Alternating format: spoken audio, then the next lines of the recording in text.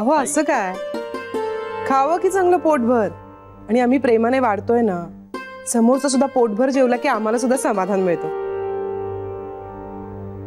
हो, पण आम्हाला तुमच्या पंक्तीला बसून जेवायचं समाधान मिळत नाही, त्याचं काय? मला काय वाटतं माहितीये का, की आपण आहे ना आपल्या घरातली ही प्रथा बंद करूया की बायकांनी वाढायचं आणि पुरुषांनी मस्त बसून जेवायचं. हे मला पटत नाही. आपण एकत्र बसून जेवूया. आजपासून या घरात बायकांनी वाढायचं आणि पुरुषांनी बसून खायचं, ही प्रथा बंद, ही सिस्टम बंद. आई सांगा ना यांना. नर्मदा, या आधीच मी तुम्हाला हे सांगितलेलं, तुम्ही ऐकलं नाही. आता तुम्हा नवरा बायकोच्या भांडणात मी पडणार नाही. तुम्ही बघा काय ते. आई शराला जर चॉईस दिला ना तर ती कॅन्टीन मधल्या सुद्धा प्रत्येक माणसाला आग्रह करून करून वाढेल. काही काय बोलता हो? आणि मला वेळ तरी असतो का कॅन्टीन मध्ये? अख्खा दिवस माझा स्वयंपाक घरातच जातो, बाहेर तरी येते का मी? अच्छा श्री, तरीच आपले सगळे कामगार असे हडकलेत एकदम.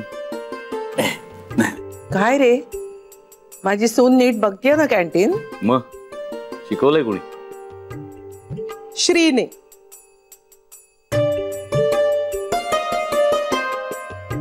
नाही पण छोटी आई, अगदी खरं सांगू का, म्हणजे तू हे कॅन्टीन सुपरवायझरचं काम कसं करशील या बाबतीत ना मला खूप शंका होत्या सुरुवातीला.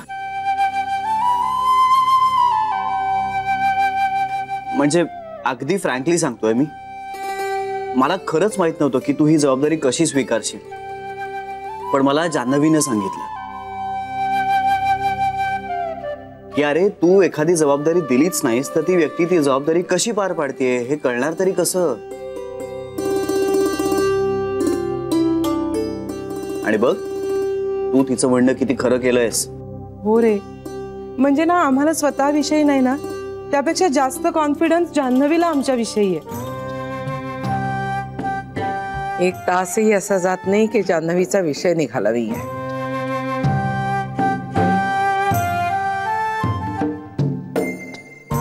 खरंय गाई,